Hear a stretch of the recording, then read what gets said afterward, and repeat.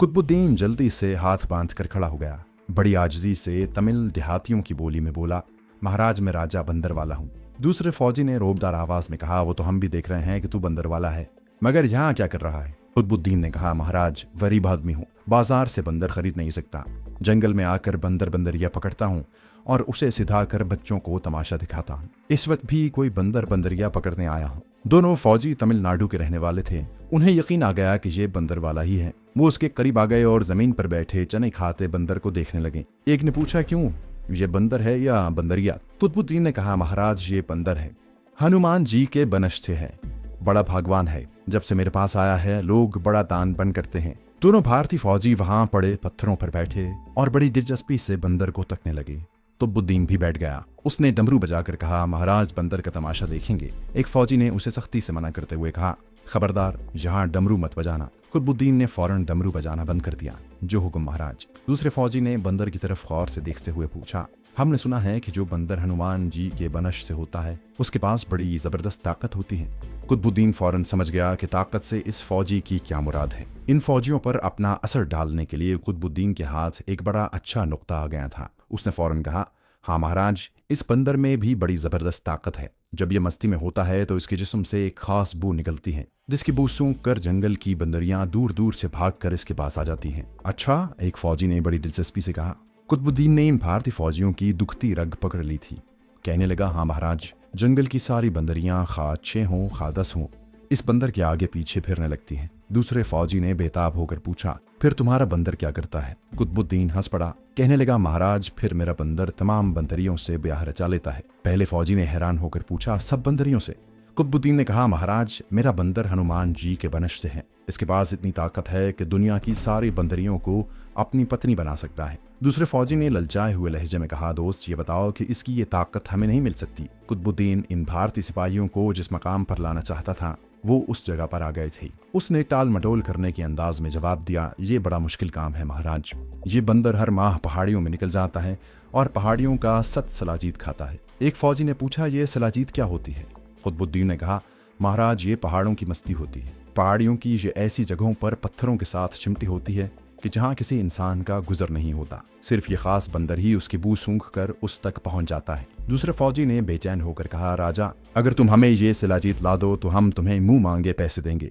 डर कहाँ है तुम्हारा? कुतुबुद्दीन ने कहा, महाराज यहाँ करीब ही है। उसके फौरन बाद कुतुबुद्दीन ने अपने असल मतलब पर आते हुए बड़ा अनजान बनकर पूछा, महाराज कल रात को इधर बड़ी गोलियां चलने की आवाज आई थी, डाकू आ गए थे क्या? पहले फौजी ने बेनियाजी से कहा, डाकू नहीं, एक आतंकवादी आ गया था। कुतुबुद्दीन ने वसीले लहजे में कहा, साले को मार डालना था वहीं। फौजी ने कहा, अरे बेवकूफ, आतंकवादी जिंदा हाथ आ जाए तो उसकी गर्दन दबाकर पूछा जाता है कि उसके साथी कहाँ छुपे हुए हैं। इस तरह हम उसके बाकी साथियों को भी पकड़ लेते हैं।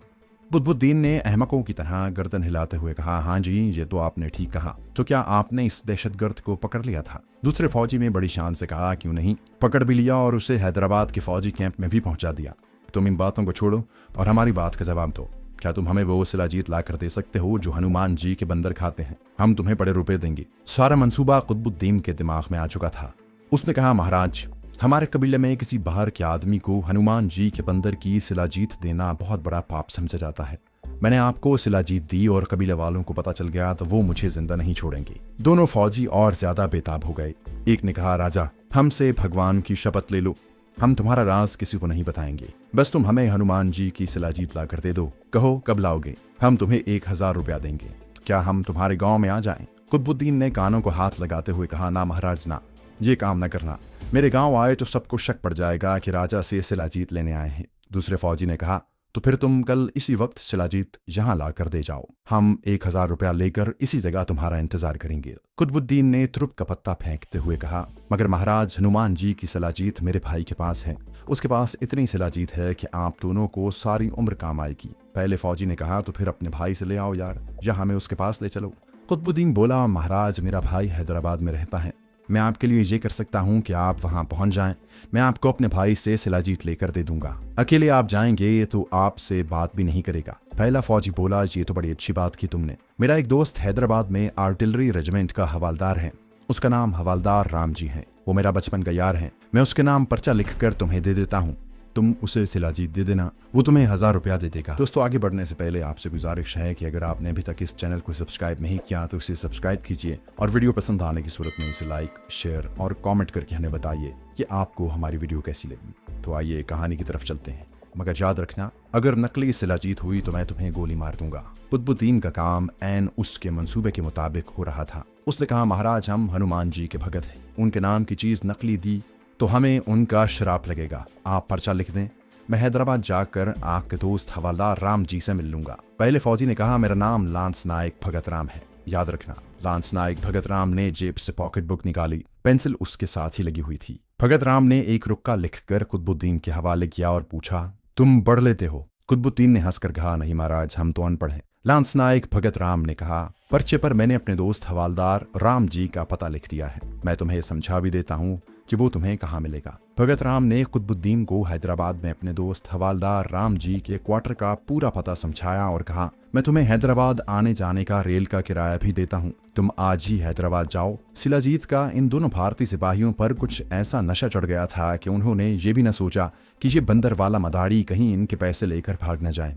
भगत राम ने कुतुबुद्दीन को 40 रुपये बटवे से निकाल कर दिए। कहने लगा, याद रखो राजा, अगर तुमने हमें धोखा दिया तो तुम जहां भी होगे हम तुम्हें तलाश कर लेंगे और फिर क्वार्टर गार्ड में बंद कर देंगे। कुतुबुद्दीन ने हाथ जोड़कर कहा, नहीं महाराज नहीं, हम ऐसा नहीं कर सकते, हम आज ही हैदराबाद जाकर आपके दोस्त को ये पर्चा पहुंचा देंगे। पहले फौजी ने कहा, बस अब जाओ, उस तरफ से निकलना। कुतुबुद्दीन ने बंदर को कांधे पर बिठाया और राम राम कहकर जिस तरफ फौजी ने उसे कहा था उस तरफ चल दिया। उसे यहाँ आने की वजह से 2 कामयाबियां हासिल हुई थीं।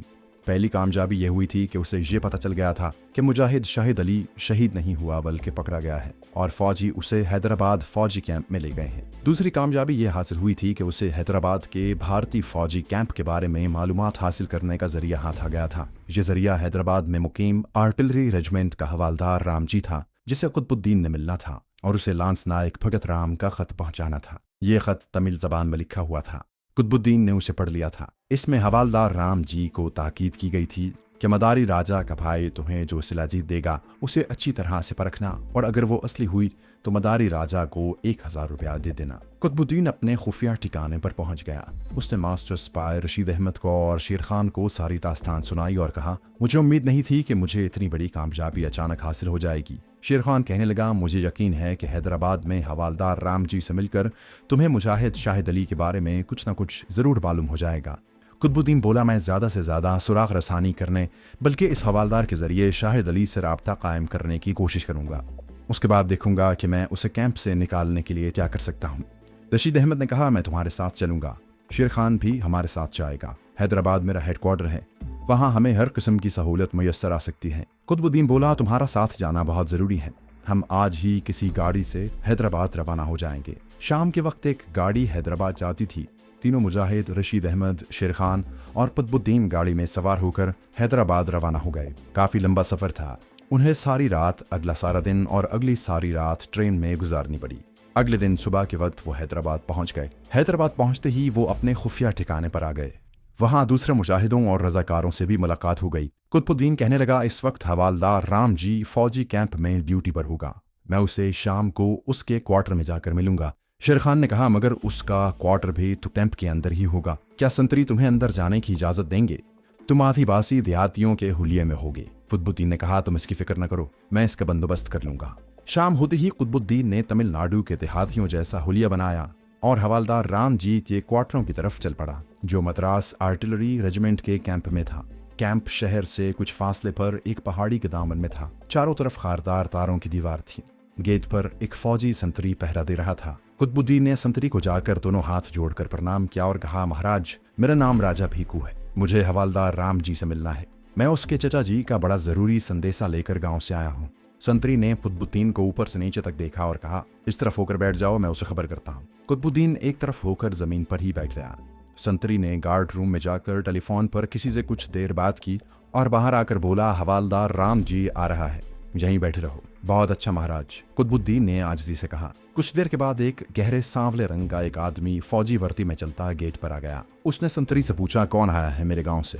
संतरी ने कहा, सर वो आदमी है। उसने कुतुबुद्दीन की तरफ इशारा किया। हवालदार राम जी गेट से निकलकर कुतुबुद्दीन की तरफ बढ़ा। कुतुबुद्दीन भी उठकर खड़ा हो गया। उसने दोनों हाथ जोड़कर हवालदार को प्रणाम किया। हवालदार राम जी ने तेलुगु जबान में पूछा, कहाँ से आए हो? हवालदार राम जी उसी सूबे यानी आंध्र प्रदेश का रहने वाला था। कुतुबुद्दीन ने कहा, महाराज आपके नाम एक जरूरी खत लाया हूँ। हवालदार ने पूछा, किसने दिया है? कुतुबुद्दीन ने जेब से खत निकालते हुए कहा, महाराज आपके दोस्त लांस नायक भगत राम ने दिया है, जो मदुराई कैंप में है। भगत राम का नाम सुनकर हवालदार राम जी की हैरानी जरा कम हुई। कहने लगा, तो मुझसे कहाँ मिले थे? कुतुबुद्दीन बोला, महाराज आप खत पढ़ लें, आपको सब मालूम हो जाएगा। हवालदार राम जी ने खड़े खड़े सारा खत पढ़ डाला। खत पढ़ने के बाद उसके चेहरे पर एक खुशगवार सी तब्दीली नमूदार हो गई थी। लगता था कि वो खुद हनुमान जी की सलाजीत का जरूरतमंद था और उसे उसकी तलाश थी। वो कुतुबुद्दीन को कैंप के गेट से जरा परे एक दरख्त के नीचे ले आया और पूछा, ये सलाजीत तुम्हारे भाई के पास है? कुतुबुद्दीन बोला, हाँ महाराज मेरे भाई के पास है और वो हैदराबाद में ही रहता है। हवालदार ने कहा, कान खोल कर सुन दो, मुझे सिलाजीत की बड़ी पहचान है। अगर तुम्हारी सिलाजीत नकली हुई तो तुम जहां भी होगे तुम्हारी गर्दन पकड़ लूंगा। कुतुबुद्दीन बोला, महाराज हम हनुमान जी के भगत हैं, हनुमान जी के माल में मिलावट करने का सोच भी नहीं सकते, आपको माल बिल्कुल खरा मिलेगा। हवालदार राम जी कहने लगा, ठीक है, तुम आज रात के 11 बजे चौक 4 मीनार में आ जाना। वहाँ एक चाय का होटल है जिसका नाम कृष्णा रेस्टोरेंट है, मैं तुम्हें वहीं मिलूंगा। तुम्हारी रकम मैं अपने साथ ले आऊंगा, मगर याद रखो माल असली होना चाहिए। कुतुबुद्दीन को मालूम था कि वो रात को सिलाजीत नहीं ला सकता। सिलाजीत का बंदोबस्त मास्टर स्पाई रशीद अहमद ने दूसरे दिन करना था। चुनाचे उसने हाथ बांधकर कहा, महाराज क्षमा कर दीजिए, मुझे दूर से आना पड़ता है, रात को नहीं आ सकूंगा, आप कल दिन के वक्त आ जाएं। हवालदार राम जी सोच में पड़ गया। कहने लगा, कल दिन के वक्त हमें एक खतरनाक कैदी को झूमरपट्टी कैंप में ले जाना है। नहीं, मैं कल दिन में नहीं आ सकता। कुतुबुद्दीन के कान खड़े हो गए। उसने अनजान सा बनकर कहा, महाराज क्या ये खतरनाक कैदी कोई डाकू है? हवालदार राम जी कल दिन में कोई वक्त निकालने की सोच में उलझा हुआ था। उसने बगैर सोचे हुए कहा, अरे नहीं, ये कश्मीरी जासूस है। महाराज फिर ये जरूर शाहिद अली ही होगा। कुतुबुद्दीन ने गवारों की तरह गर्दन हिलाते हुए कहा। हवालदार राम जी ने चौंक कर कुतुबुद्दीन की तरफ देखा और पूछा, तुम्हें उसका नाम कैसे मालूम? कुतुबुद्दीन बोला, महाराज इस कश्मीरी जासूस का नाम तो हमारे गांव में सबको मालूम है। हमारे गांव का मुखिया शाम को हमें अखबार की खास खबरें सुनाता था। हमारे गांव का मुखिया शाम को हमें अखबार की खास खबरें सुनाया करता है। उसमें इस कश्मीरी आतंकवादी की खबरें भी होती हैं कि उसने फुला जगह बम का धमाका किया, फुला जगह हमारे जवानों के कैंप पर हमला किया। मैंने सोचा कि ये जरूर वही आतंकवादी होगा। हवालदार राम जी को कुतुबुद्दीन की वजाहत पर यकीन हो गया। उसने बेदुरी से कहा, हाँ वही मुसीबत है, पूरी रेजिमेंट उसकी निगरानी के लिए साथ जा रही है। ऐसा करो तुम कल इसी वक्त यानी शाम का टाइम रख लो। अब कुतुबुद्दीन को कोई टाइम तय करने या ना करने की जरूरत नहीं थी, उसे अब सिर्फ खाना पूरी ही करनी थी। उसने कहा, ठीक है महाराज, हम कल शाम ठीक 6 बजे 4 मीनार वाले कृष्णा रेस्टोरेंट में आपका माल लेकर पहुंच जाएंगे। हवालदार राम जी बोला, मुझे पहचान लोगे ना? मैं वर्दी में नहीं हूँगा, सिविलियन ड्रेस में हूँगा। कुतुबुद्दीन ने कहा, महाराज पहचानूंगा क्यों नहीं। अच्छा महाराज अब चलता हूँ, कल शाम को मुलाकात होगी। हवालदार बोला, सलाजीत लाना ना भूलना। कुतुबुद्दीन ने कहा, क्यों नहीं महाराज, आप बेफिक्र हो जाएं। उसके बाद हवालदार राम जी कैंप के गेट की तरफ चला गया। कुतुबुद्दीन ने खुफिया ठिकाने पर पहुंचकर मास्टर स्पाई रशीद अहमद को सारी कहानी बयान कर दी और कहा, शाहिद अली को कल दिन के वक्त झूमरपट्टी के फौजी कैंप में ले जाया जा रहा है। ये फौजी कैंप किस जगह पर है? रशीद अहमद ने पूछा। यह हैदराबाद से 10-12 मील के फासले पर एक नीम पहाड़ी इलाके में है। ये कोई इतना बड़ा कैंप नहीं है। कांटेदार तारों की दीवारें खड़ी करके अंदर 2-4 बैरकें बना दी गई हैं। पुराना कैंप है। शेर खान ने कहा, क्या हम रास्ते में हमला करके शाहिद अली को नहीं छुड़वा सकते? कुतुबुद्दीन ने जवाब दिया, हवालदार राम जी ने बताया था कि पूरी एक रेजिमेंट शाहिद अली मुजाहिद की निगरानी के लिए साथ जा रही है। हम पूरी रेजिमेंट का मुकाबला नहीं कर सकते। कुछ देर के लिए वहां सब खामोश हो गए। रशीद अहमद कहने लगा, लेकिन इस बात की तस्दीक करनी जरूरी है कि ये लोग कमांडो शाहिद अली को ही झूमरपट्टी लेकर जा रहे हैं। शेर खान बोला, शहर से बाहर एक सड़क झूमरपट्टी की पुराने कैंप को जाती है। हम वहां छुप कर बैठ जाएंगे और देखेंगे कि वहां से ये फौजी शाहिद अली को लेकर गुजरते हैं कि नहीं। कुतुबुद्दीन ने कहा, लेकिन उन्होंने कमांडो शाहिद अली को किसी खुली जीप में थोड़ा ही बिठाया होगा, वो तो हमें दिखाई नहीं देगा। रशीद अहमद कहने लगा, तुम ठीक कहते हो, लेकिन फौज की रेजिमेंट के गुजरने से कम इस बात की तस्दीक जरूर हो जाएगी कि कल दिन के वक्त एक फौजी रेजिमेंट झूमरपट्टी कैंप में जाएगी और 99% इस बात का इम्कान है कि शाहिद अली इस रेजिमेंट की हिरासत में ही हो। कुतुबुद्दीन बोला, तो फिर ठीक है, हम झूमरपट्टी को जाने वाली सड़क पर किसी खास जगह छुप कर बैठ जाएंगे, लेकिन हमें ये कैसे मालूम होगा कि ये फौजी दिन में किस वक्त वहां से गुजरेंगे? शेर खान ने कहा, फौजी कैनवॉय आमतौर पर सुबह ही रवाना होते हैं। रशीद अहमद बोला, मुझे 100% यकीन है कि फौजी सुबह ही शाहिद अली को ले जाएंगे। हम सुबह की अजान के साथ ही अपने स्पॉट की तरफ चल पड़ेंगे। चुनाचे अगले रोज सुबह की अजान के साथ ही मास्टर स्पाई रशीद अहमद जनूबी भारत के शहर मजूरा का चीफ कुतुबुद्दीन शेर खान को लेकर खुफिया ठिकाने से निकल पड़े और उस सड़क पर आकर झाड़ियों और दरख्तों की ओट में छुप कर बैठ गए।